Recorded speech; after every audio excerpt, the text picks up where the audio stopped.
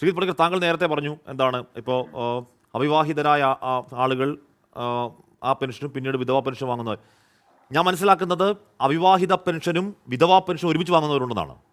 അവിവാഹിത പെൻഷനും വിധവാ പെൻഷനും ഒരേ സമയം ഒരുമിച്ച് വാങ്ങുന്ന ആളുണ്ടെന്ന് പറയുന്നത്. മസ്റ്ററിംഗ് എന്ന് പറയുന്നത് ആൾ മരിച്ചു പോയില്ലെന്ന് മാത്രം നോക്കലല്ലോ, പ്രാഥമികമായി ഈ പറയുന്ന റീമാരേജ് അടക്കം ഉണ്ടായിട്ടുണ്ടോ എന്ന് പറയുന്ന പ്രാഥമികമായ രേഖാപരിശോധന കൂടി വർഷാവർഷം നടക്കുന്നുണ്ട്. അതിനെയൊക്കെ അതിജീവിച്ചുകൊണ്ട് അത്രക്കാർ അതിൽ കടന്നുകൂടുന്നെങ്കിൽ പിന്നെ മസ്റ്ററിംഗ് എന്തിനാണ്? അത് ഏതെങ്കിലും തരത്തിൽ സിസ്റ്റമിക് ഫെയിലുറായി കാണണോ? ഇത് അന്വേഷിച്ച് പോയാൽ ശ്രീ പണിക്കർ ഉറപ്പാണ് ഇത് വലിയ നെറ്റ്വർക്കുള്ള വലിയ മാഫിയ സംഘങ്ങളെ പോലെ വ്യാപരിച്ചു നിൽക്കുന്ന വലിയ കൂട്ടുസംഘങ്ങളുള്ള വലിയൊരു കൊള്ള സംഘത്തിലേക്കാവും അന്വേഷണം എത്തിച്ചേരുക. ശ്രീ പണിക്കർ, തർക്കം വേണ്ട അതിൽ. നിശ്ചയമായും ഹാഷ്മി, ശ്രീ ഗോപകുമാർ അല്പം മുമ്പ് സംസാരിച്ചപ്പോൾ അദ്ദേഹം പറഞ്ഞ ചില കാര്യങ്ങളുണ്ട്. അതൊരു ന്യായീകരണമായിട്ട് മാത്രമേ നമുക്ക് കേൾക്കുമ്പോൾ തോന്നുന്നുള്ളൂ. അതായത് ഈ സിസ്റ്റം കുത്തഴിഞ്ഞതാണ് എന്ന് പറയാൻ പാടില്ല, രാഷ്ട്രീയം ഇതിൽ പറയാൻ പാടില്ല, സർക്കാർ ജീവനക്കാരെ മുഴുവൻ പ്രതിക്കൂട്ടിൽ നിർത്തുന്ന രീതിയിലത്തേക്ക് നമ്മൾ ആരോപണം പറയാൻ പാടില്ല. പിന്നെ എങ്ങനെ പറയണം? പിന്നെ ഏത് രീതിയിലാണ് ഇതിനെപ്പറ്റി പറയുക? ഞാൻ പറഞ്ഞതുപോലെ ഈ അനർഹരായിട്ടുള്ള ആൾക്കാരുടെ കയ്യിൽ പണം എത്തുന്നില്ല എന്നും അർഹരായിട്ടുള്ള ആൾക്കാർക്ക് മാത്രമേ ഇത് എത്തുന്നുള്ളൂ എന്ന് ഉറപ്പിക്കുന്ന ഒരു പദ്ധതി ഇതേപോലെ ചൂഷണം ചെയ്തുകൊണ്ട് കുറേയധികം ആൾക്കാരുടെ കയ്യിലേക്ക്, അനർഹരായിട്ടുള്ള ആൾക്കാരുടെ കയ്യിലേക്ക് പണം പോയിട്ടുണ്ടെങ്കിൽ അത് സൂചിപ്പിക്കുന്ന സിസ്റ്റം കുത്തഴിഞ്ഞതാണെന്നാണ്. CAG ഓഡിറ്റ് റിപ്പോർട്ടിൽ പറഞ്ഞിരിക്കുന്നതാണ്. അത് രാഷ്ട്രീയമാണോ? CAG ഓഡിറ്റ് റിപ്പോർട്ടിൽ പറഞ്ഞിരിക്കുന്നതിനെ നമ്മൾ മുഖവിലേക്ക് എടുത്താൽ, അല്ലെങ്കിൽ മുഖവിലേക്ക് എടുക്കണ്ടല്ലോ, ഡേറ്റ കൊടുത്തിട്ടുണ്ടല്ലോ, അത് വെച്ച് നോക്കിക്കഴിഞ്ഞാൽ തന്നെ മനസ്സിലാകും ഈ സിസ്റ്റം കുത്തഴിഞ്ഞതാണ്. അതുകൊണ്ടാണ് നേരത്തെ ഞാൻ പറഞ്ഞില്ലേ, താങ്കൾ കേട്ടതല്ലേ, റിക്കൺസിലിയേഷൻ നടക്കുന്നില്ല, അൺഡിസ്ബേഴ്സ്ഡ് ആയിട്ടുള്ള പണത്തിന്റെ ട്രാക്കിംഗ് ഇല്ല, ബുക്സ് ഓഫ് അക്കൗണ്ട്സ് മെയിൻറ്റെയിൻ ചെയ്യുന്നില്ല എന്ന് പറഞ്ഞാൽ എന്താണ്? സിസ്റ്റം കുത്തഴിഞ്ഞതാണ്, സംശയമില്ല. ഇനി രണ്ട്, ഇത് കൊടുക്കുന്ന ആ പ്രൊസീജിയർ ഉണ്ടല്ലോ, ആ പ്രൊസീജിയറിന്റെ ഭാഗമായിട്ട് തന്നെ പല പല കമ്മിറ്റികൾ ഉണ്ടല്ലോ. നേരത്തെ പറഞ്ഞല്ലോ, ഒരിക്കൽ വാങ്ങിയിരിക്കുന്ന ആൾക്കാർ വീണ്ടും അപേക്ഷിച്ചു കഴിഞ്ഞാൽ അവർക്ക് വീണ്ടും കിട്ടാനുള്ള സാധ്യത അവിടെ നിലനിൽക്കുന്നുണ്ടെങ്കിൽ ആ സിസ്റ്റം കുത്തഴിഞ്ഞതാണ്. രണ്ടാമത് രാഷ്ട്രീയം നോക്കൂ, ഇത് ഒന്നോ രണ്ടോ ആൾക്കാരുടെ കയ്യിലല്ല, ഒരു 10 പേരുടെ കാര്യത്തിലാണെങ്കിൽ, അല്ലെങ്കിൽ 100 പേരുടെ കാര്യത്തിലാണെങ്കിൽ നമുക്ക് പറയാം ഇത് അവരുടെ മാത്രമായിട്ടുള്ള ഒരു ഒത്താശയോടുകൂടി വന്നിരിക്കുന്ന കാര്യമാണെന്ന്. പക്ഷേ ഈ സിസ്റ്റത്തിനെ മുഴുവൻ നിങ്ങൾ എങ്ങനെയാണ് സ്വാധീനിക്കുക? നിങ്ങൾക്ക് എല്ലാവരുമായിട്ട് അടുത്ത ബന്ധമുണ്ടോ? ഈ വില്ലേജ് ഓഫീസർമാരുമായിട്ടും വെൽഫെയർ സ്റ്റാൻഡിംഗ് കമ്മിറ്റിയിലുള്ള ആൾക്കാരുമായിട്ടും തദ്ദേശ ഭരണ സെക്രട്ടറിയുമായിട്ടും. ഇനി അതുമല്ല എങ്കിൽ അവിടെ തർക്കം ഉണ്ടാവുകയാണെങ്കിൽ ആ തർക്കം പരിഹരിക്കുന്നതിന് വേണ്ടി പോലും മറ്റുള്ള ഉദ്യോഗസ്ഥന്മാർ ചേർന്നിട്ടുള്ള ഒരു കമ്മിറ്റിയുണ്ട്. അവിടെ വേറൊരു ഗസറ്റഡ് ഓഫീസർ വരും, അവിടെ ഡിസ്ട്രിക്ട് അഫയേഴ്സ് കമ്മിറ്റിയുടെ ആൾ വരും. ഇവരെല്ലാവരും തന്നെ വരുന്ന ഒരു സംവിധാനമുണ്ട്. അപ്പോൾ ആ സംവിധാനത്തിനെ എല്ലാം സ്വാധീനിക്കുന്ന രീതിയിലത്തേക്ക് ഇൻഡിവിജ്വൽസിന് കഴിയും എന്ന് നമ്മൾ ചിന്തിക്കേണ്ടതില്ല. എങ്കിൽ അതിൽ നിശ്ചയമായും നമ്മൾ സംശയിക്കേണ്ടത് രാഷ്ട്രീയ സ്വാധീനം തന്നെയാണ്. മന്ത്രി ഒരുപക്ഷെ പേരുകൾ പുറത്തുവിടുന്നില്ല എന്ന് പറയുമ്പോൾ CAG പുറത്തുവിടാനായിട്ട് കുഴപ്പമില്ല എങ്കിൽ അതിനർത്ഥം അതിൽ രാഷ്ട്രീയമായിട്ടുള്ള താല്പര്യം കൂടി സംരക്ഷിക്കപ്പെടുന്നുണ്ട് എന്ന് മാത്രമേ മനസ്സിലാക്കാൻ കഴിയുകയുള്ളൂ. പിന്നെ സർക്കാർ എംപ്ലോയീസിനെ മൊത്തം കുറ്റം പറയുന്നു എന്ന് ചോദിച്ചാൽ നമ്മൾ ആരും പറയുന്നില്ലല്ലോ. നമ്മൾ പറയുന്നത് ഈ പറയുന്ന 1500 പേര്, ഈ പറഞ്ഞിരിക്കുന്ന നിലവിൽ പേര് വന്നിരിക്കുന്ന ആൾക്കാർ അവരാരാണെന്ന് ചോദിക്കുന്ന സമയത്ത് ഇവിടെ 10,000-കണക്കിന് സർക്കാർ ജീവനക്കാരുണ്ട് എന്ന് പറയുന്നതിൽ എന്താണ് അർത്ഥം? നമ്മൾ ഈ ചർച്ചയിൽ തന്നെ ആരെങ്കിലും പറഞ്ഞു ഈ സർക്കാർ ഉദ്യോഗസ്ഥർ മുഴുവൻ കള്ളന്മാരാണെന്ന് ആരെങ്കിലും പറഞ്ഞു? അങ്ങനെയില്ല. ഇവിടുത്തെ പ്രശ്നം എന്താണെന്ന് അറിയാമോ ശ്രീ ഗോപകുമാർ? ഇവിടെയുള്ള 10,000-കണക്കിന് വരുന്ന സർക്കാർ ജീവനക്കാരുടെ മാനം രക്ഷിക്കണമെങ്കിൽ ഈ പറയുന്ന കുറ്റക്കാരായിട്ടുള്ള ആൾക്കാരുടെ പേരുവിവരം പുറത്തു വരണം.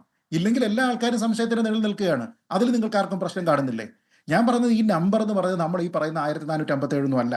കാരണം ഈ 2021 CAG ഓഡിറ്റ് റിപ്പോർട്ട് നമ്മൾ നോക്കിക്കഴിഞ്ഞാൽ 2020-21 മാത്രം പെൻഷൻ നിരസിക്കപ്പെട്ടിരിക്കുന്ന 513 പേർ, അതായത് വാലിഡ് ആയിട്ടുള്ള റീസൺ കാരണം പെൻഷൻ നിരസിക്കപ്പെട്ട 513 പേർ രണ്ടാമത് അപേക്ഷ കൊടുത്തപ്പോൾ അനുവദിച്ചു എന്നാണ്. ഹാഷ്മി ഈ പറയുന്നത് ഒരു വർഷം മാത്രം 500 പേർ പുതുതായിട്ട് അനധികൃതമായിട്ട് ഇത് കൈപ്പറ്റുന്ന രീതിയിലത്തേക്ക് വന്നിട്ടുണ്ടെങ്കിൽ ഇത്രയും കാലം കൊണ്ട് 1457 മാത്രമേ ഉള്ളൂ? അല്ല. നോക്കൂ, ഇത് നമ്മുടെ സർക്കാർ പറയുന്നത് ഏത് രീതിയിലാണ്? സർക്കാരിന്റെ ഒരു ഫ്ലാഗ്ഷിപ്പ് പദ്ധതി എന്ന കണക്കിലല്ലേ ഇതിനെപ്പറ്റി പറയുക. നിങ്ങളുടെ വീട്ടിൽ നിങ്ങൾക്ക് ഇത് എത്തിച്ചു തരുന്നു എന്ന് പറഞ്ഞുകൊണ്ട് കോവിഡ് സമയത്ത് പോലും പിന്നീട് വന്നിരുന്ന ആ ഒരു തെരഞ്ഞെടുപ്പിനെ മുന്നോടിയാക്കിക്കൊണ്ട് പ്രചരണായുധമായിട്ട് ഉപയോഗിച്ച ഫ്ലാഗ്ഷിപ്പ് പ്രോജക്റ്റാണ്. അപ്പോൾ അതിൽ വലിയൊരു കൃത്രിമത്വം നടന്നു കഴിയുമ്പോഴത്തേക്ക് അതിന്റെ ഉത്തരവാദിത്തം ഞങ്ങൾക്കില്ല എന്നോ, അത് രാഷ്ട്രീയമല്ല എന്നോ, അതിന് സർക്കാരിനെ പറയണ്ട എന്നോ, അതിൽ ഈ പറയുന്നത് പോലത്തെ സിസ്റ്റത്തിന്റെ കുഴപ്പമല്ല എന്നൊക്കെ പറയുന്നത് എന്തിനാണ്? നിങ്ങൾ ഇതിന്റെ ഗുണഭോക്താവാകാനായിട്ട് നോക്കുന്നുണ്ടെങ്കിൽ അതിന്റെ ദോഷങ്ങളുടെ ഉത്തരവാദിത്വം നിങ്ങൾക്കാണ്. ഞാൻ പറഞ്ഞ ഈ സർക്കാർ ഉദ്യോഗസ്ഥരെ പിരിച്ചുവിടണമെന്ന് പറയാൻ നമ്മൾ മടിക്കുന്നത് എന്തുകൊണ്ടാണ്? ഇതിലുള്ള ക്രൈം എന്താണെന്ന് ആലോചിച്ച് നോക്കൂ. ഗുരുതരമായിട്ടുള്ള കൃത്രിമത്വം അല്ലേ നടന്നിട്ടില്ലേ? രേഖകൾ ഫോർജ് ചെയ്തിട്ടുണ്ടാകണം, ഉണ്ടാവില്ലേ? ഡിക്ലറേഷൻ തെറ്റായിട്ട് കൊടുത്തിട്ടുണ്ടാവണം, ഉണ്ടാവില്ലേ? ആൾക്കാരെ സ്വാധീനിക്കുകയും ഗൂഢാലോചനയും നടത്തണം, ഉണ്ടാവില്ലേ? കൃത്യമായിട്ടുള്ള അച്ചടക്ക ലംഘനമില്ലേ? അങ്ങേയറ്റത്തെ സ്വഭാവ ദൂഷ്യമില്ലേ? നാടിന്റെ സ്വത്ത് വ്യാജരേഖ ചമച്ച് തട്ടിയെടുക്കുന്നില്ലേ? ഇങ്ങനെയുള്ള ആൾക്കാരെ പിരിച്ചുവിടണം, സർവീസിൽ അവരിനി ഒരു നിമിഷം തുടരാൻ അർഹരല്ല എന്ന് പറയേണ്ടത് ആരാണ്? സർവീസ് സംഘടനകളാണ്, മറ്റു മാന്യമായി ജോലി ചെയ്യുന്ന ഉദ്യോഗസ്ഥരാണ്. അപ്പോൾ ഇത് വ്യവസ്ഥാപിതമായിട്ടുള്ള മാർഗങ്ങൾ വഴി, സാർ, വ്യവസ്ഥാപിതമായിട്ടുള്ള എല്ലാ കാര്യത്തിന്റെയും ലംഘനമാണ് ഈ നടന്നിരിക്കുന്നത്. ഇങ്ങനെയുള്ള ആൾക്കാർ, പാവപ്പെട്ടവന് കിട്ടേണ്ടുന്ന 1600 രൂപ, 1600 രൂപ കൊണ്ട് ഒരു മാസം ഒരാളിന് എന്താവാനാണ്? നേരത്തെ ശ്രീ ഹാഷ്മി പറഞ്ഞതുപോലെ അങ്ങനെയുള്ള ആൾക്കാരുടെ കയ്യിൽ കിട്ടുന്ന ആ പണം അർഹരായിട്ടുള്ള ആൾക്കാരുടെ കയ്യിൽ പോകാതെ അത് തട്ടിയെടുക്കാനായിട്ട് ഇടയ്ക്ക് നിന്ന് മറ്റാരെങ്കിലും ശ്രമിച്ചിട്ടുണ്ട് എങ്കിൽ അതൊരു ഗുരുതരമായിട്ടുള്ള പ്രശ്നമല്ലേ? ഇതൊരു ഔചിത്യമില്ലായ്മയുടെയോ ഇംപ്രോപ്രൈറ്റിയുടെയോ മാത്രം പ്രശ്നമല്ല, ഇതൊരു ആസൂത്രിത കുറ്റകൃത്യമാണ്. കാരണം ഇത് നിങ്ങൾ എന്തിനാണ് ഈ മൾട്ടി ലെവൽ സിസ്റ്റം ഉണ്ടാക്കി വെച്ചിരിക്കുന്നത്? എന്തിനാണ്? അർഹരായിട്ടുള്ള ആൾക്കാർക്ക് മാത്രമേ ഇത് കിട്ടാവൂ എന്നതുകൊണ്ടല്ലേ? വെരിഫൈങ് ഓഫീസർമാർ പ്രവർത്തിക്കുന്നത് എന്തിനാണ്?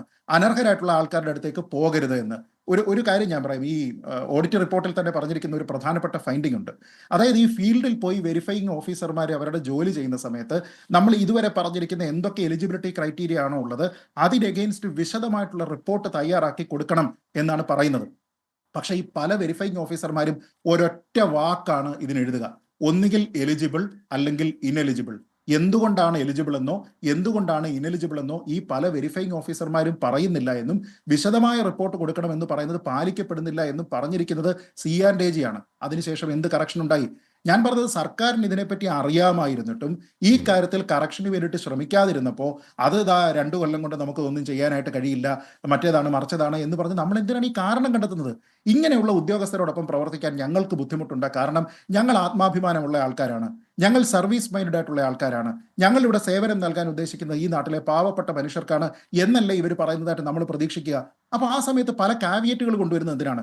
ഈ സർവീസിൽ പറഞ്ഞിരിക്കുന്ന ചട്ടം അനുസരിച്ച് അങ്ങനെ അല്ലാതെ വേറെ എന്ത് ചെയ്യാൻ പറ്റും?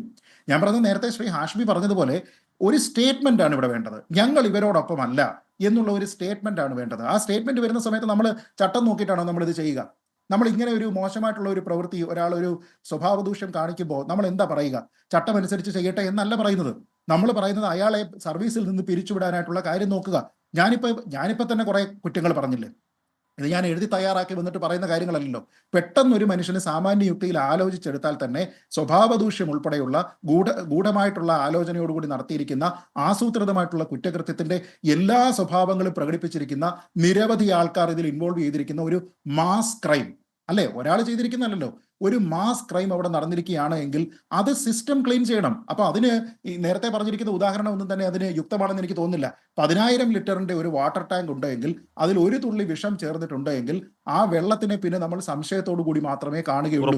പിന്നെ ആ വെള്ളത്തിന്റെ യാതൊരുവിധ പക്ഷകളുമില്ലാതെ ഈ പറയുന്ന വൃത്തികെട്ട മനസ്സുള്ളവരെ സർവീസിൽ നിന്ന് പുറത്താക്കണം, അവരെ പിരിച്ചുവിടണം സർക്കാർ എന്നീ സർവീസ് സംഘടനകൾ ഒരു വാർത്താക്കുറിപ്പുകൾ ഇറക്കേണ്ടതാണ്. അതിൻ്റെ ബാക്കി നിയമവും വകുപ്പൊക്കെ പിന്നാലെയല്ലേ? അത് വരട്ടെ. കൊടുക്കേണ്ടത് ശക്തമായ സന്ദേശമാണ് ഈ പറയുന്ന ആത്മാർത്ഥമാണെങ്കിൽ.